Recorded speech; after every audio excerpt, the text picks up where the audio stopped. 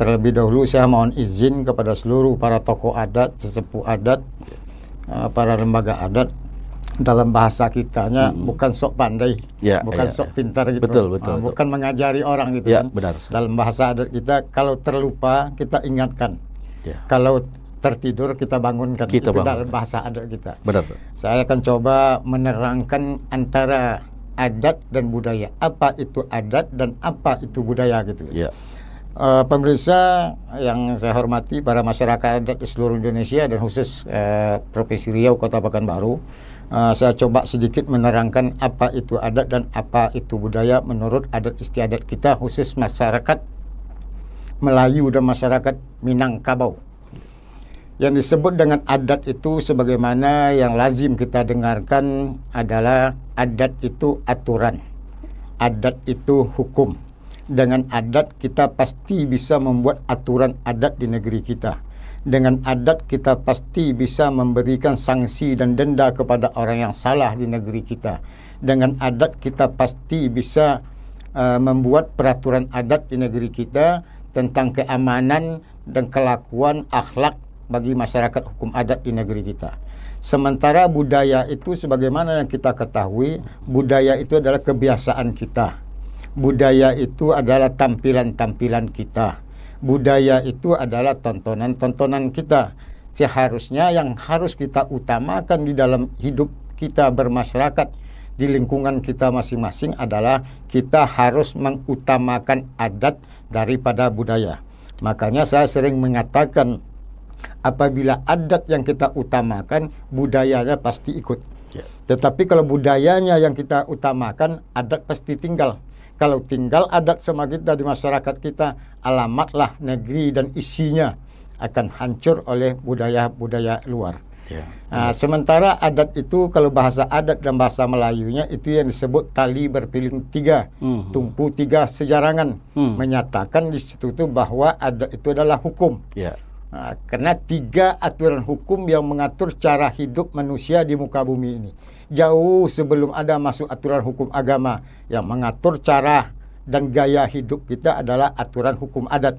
Bagaimana caranya ibu kita hamil 4 bulan, hamil 7 bulan, udah dididik oleh adat. Cara melahirkan, mengobat melahirkan, itu adat semua yang ngaturnya. Kemudian belakangan barulah masuk aturan hukum agama.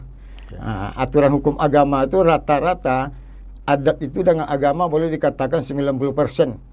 Aturan agama itu dengan adat seimbang sama, mengikuti itu sejalan. Yang ketiga barulah sebut aturan hukum negara. Yang disebut sekarang dengan hukum positif. Yang menjalankan aturan hukum adat itu kalau bagi kita khusus di Riau dan di Minangkabau itu adalah menjalankan aturan hukum adat itu adalah para nenek mama, tokoh adat, sesepuh adat, dan para lembaga adat untuk kemaslahatan dan kebaikan kelakuan dan negeri masyarakatnya. Yang menjalankan aturan hukum agama itu dan menegakkannya adalah para kiai, ustadz, imam, balal, khatib, para pendeta, itu menjalankan aturan hukum agamanya masing-masing untuk kemaslahatan umatnya. Yang menjalankan aturan hukum pemerintah itu adalah pemerintah. Menjalankan hukum negara itu adalah pemerintah, mulai dari presiden di atasnya sampai ke tingkat RT paling bawahnya. Itu demi untuk kemajuan dan kesejahteraan masyarakat di dunia semata. Sementara dua hukum ini tadi, apabila kita mengatakan tali berpiling tiga, tungku tiga sejarangannya, itulah hukum adat, hukum agama, dan hukum pemerintah. Dijalankanlah oleh semua yang kita sebut tadi itu, hukum adat oleh nenek mama, lembaga adat, hukum agama oleh ustadz, kiai, pendeta, segala macamnya untuk masyarakatnya, yang hukum negara dijalankan oleh pemerintahnya. Makanya saya sering mengatakan, barang siapa yang bisa mentaati tiga hukum ini di dunia ini, bisa dijamin dia selamat dari dunia sampai ke akhirat. Itu kuncinya. Makanya orang tua-tua kita dahulu disebutlah kalau kita ada tingkah laku yang salah, yang kurang, disebutlah orang tidak beradat. Itu dah hina sekali itu. Zaman dulu, itu waktu 30 tahun yang lalu gitu. Tapi zaman sekarang orang tidak tahu, tidak takut dengan bahasa itu. Itu dianggap biasa gitu kan. Begitulah dikikisnya sekarang adat itu oleh zaman kemajuan zaman sekarang. Maka oleh sebab itu kita di Lentari, Lembaga Tinggi Masyarakat Adat Republik Indonesia se-Nusantara, secara bertahap kita ingin menyadarkan terutama kepada anak-anak kita, adik-adik kita yang umur 30-40 ke bawah, mereka sangat tidak paham membedakan antara adat dan budaya. Dan budaya itu sendiri, ya benar. Dan ini saya memperhatikan setelah kami kaji, memang ada pihak-pihak terselubung yang sengaja menutupi bahwa adat itu kuno, disampingkan aja. Ya, yang utama itu adalah budaya katanya. Benar. Di sinilah kelemahan kita. Sementara kita para tokoh adat, para nenek mama, sesepuh adat, dan lembaga-lembaga adat terbawa ke arus itu. Betul sekali itu. Ya, semakin kita ke bawah makin hanyut kita. Kita melalui Lentari ini mengetuk pintu hati kita, terutama para sesepuh adat, para nenek mama, tokoh masyarakat adat, para lembaga adat. Yuk coba kita renungkan bersama.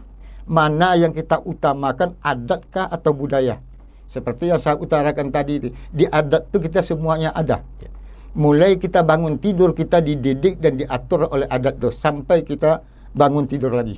Tidur kita pun diatur oleh adat.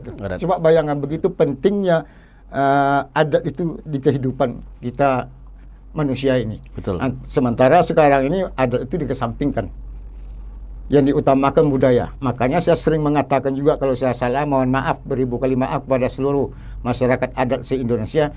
Semakin besar budaya kita tampilkan di negeri tercinta ini, semakin besar pula peluang budaya luar masuk ke negeri kita. Masuk budaya luar ke negeri kita, akan terkikislah aturan adat istiadat yang ada di negeri kita. Tetapi kalau adatnya kita fungsikan, adatnya kita berlakukan, dan adatnya kita pergunakan sesuai dengan adat istiadat yang ada di negeri kita, itulah sebagai bemper salah satu kita untuk mempertahankan budaya-budaya luar yang tidak sesuai dengan kaidah adat istiadat di negeri kita masing-masing.